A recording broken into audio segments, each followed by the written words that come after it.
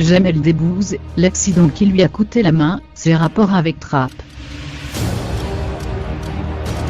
Deux journalistes ont enquêté sur la commune sensible d'Île-de-France, abordant ses liens complexes avec l'humoriste.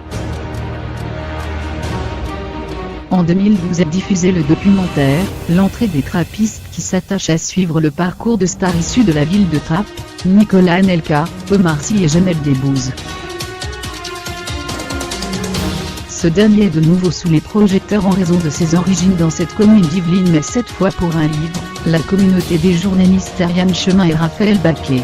Sur BFM TV dimanche 21 janvier, elles sont notamment interrogées sur le parcours du célèbre humoriste, dont elles parlent dès les premières pages. Impossible de ne pas aborder en effet l'accident sur la voie de chemin de fer qui traverse Trappes, qui a coûté la vie à son ami et son bras à Jamel Debbouze, alors qu'ils n'étaient que deux garçons de 15 ans, trop pressés. On a commencé par son accident parce que ça montre ça, cette ville à la fois dangereuse, violente, tragique. Et c'est effectivement à la gare de Trappes qu'il va, en voulant aller plus vite, traverser les voies pour attraper plus vite le bus qui le mènera au cœur de ville. Il va se faire happer par le train Paris-Nantes qui arrive à toute vitesse. Son copain Jean-Paul en mourra et lui sera gravement blessé, explique Raphaël Baquet. La star désormais mariée à la journaliste Mélissa Thoriot, et papa de deux enfants n'a toutefois pas souhaité répondre aux questions des deux auteurs de la communauté, ne se sentant pas légitime pour parler de cette ville de banlieue, lui à qui tout sourit désormais, et qui n'y vit plus depuis longtemps. C'est très compliqué de parler d'une ville, dont on est parti parce qu'on a réussi, explique Ariane Chemin. Elle poursuit en ajoutant que lorsqu'il a voulu revenir pour faire un spectacle, ça s'est très mal passé.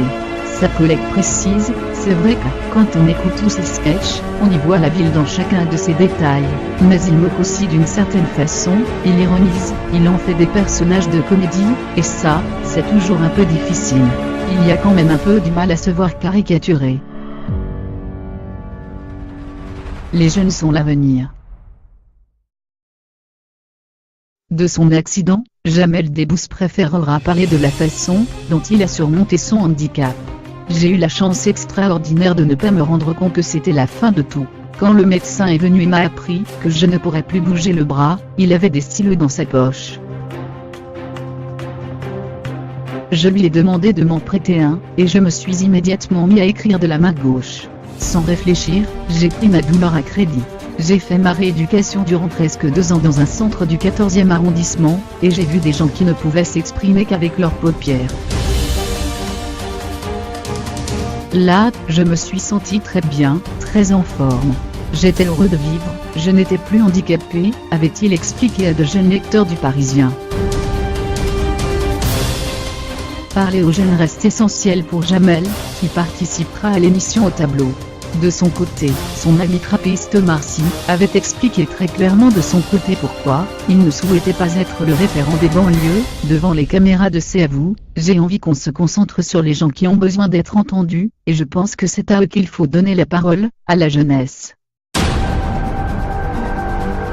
On me pose des questions sur Trappes, à moi Omar Sy qui n'y vit plus depuis 20 ans, il est là le problème. Allez-y, les jeunes sont là-bas, ils n'attendent que ça, qu'on leur tende un micro et qu'on leur donne la parole.